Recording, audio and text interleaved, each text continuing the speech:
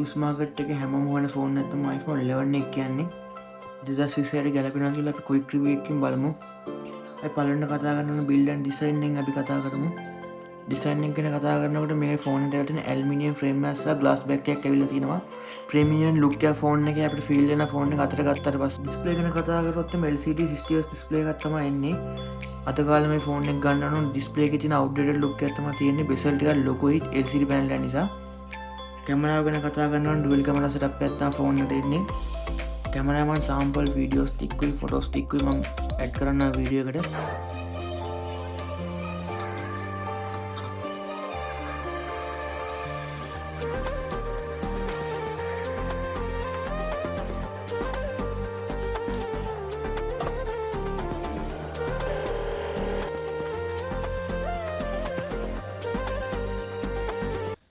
Performance ගැන කතා කරනවා නම් මේකට එන්නේ A13 Bionic chip එක. App Store එකේ තියෙන ගේම් එකක් ඕනම ඇප්ලිකේෂන් එක ස්මූත්නස් එකෙන් රන් කරගන්න පුළුවන්. software පැත්ත කතා කරනවා දැන් iOS 26 ඇවිල්ලා තියෙන්නේ 27 අප්ඩේට් එකක් දෙනවා. ඒක නම් iPhone ලා දෙන ලොකුම වටිනාකම ෆෝන් එකට. iOS 27 ඇවිත් නිසා ෆෝන් එක ස්මූත්නස් එක තවත් ෆෝන් එකේ 26 එකට වඩා වැඩි වෙයි. iPhone 11 එකේ බැටරි කැපැසිටි එක ගැන කතා කරොත් එimhe 3110 ගේ පුංචි බැටරි එකක් තමයි එන්නේ. විසේද iPhone 11 එකක් ගන්න බලාපොරොත්තුවක් තියෙනවා. අනිවාර්යයෙන්ම 180ට වඩා බැටරි හෙල්ත් එක තියෙන ෆෝන් එකක් ගන්න try කරන්න.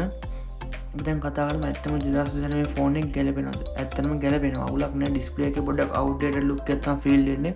සාමාන්‍යයෙන් ඒක ෆස්ට් නැත්තම් ඩිස්ප්ලේ එක ෆෝන් එක 2020 හොඳට යූස් කරන්න පුළුවන්. තව අවුරුදු කීපයක් සාමාන්‍යයෙන් app update එක ෆෝන් එක යූස් කරන්න පුළුවන් කිසි ප්‍රශ්නයක් නැතුව. වීඩියෝ හොඳ නම් අනිවාර්යෙන් ලයික් එකක් සහ කමෙන්ට් එකක් අනිවාර්යෙන් දාන්න. මගේ channel එක subscribe කරන්න අමතක කරන්න එපා. ඊළඟ අලුත් වීඩියෝ එකකින් හමු වෙන හැමෝටම සුබ දවසක්.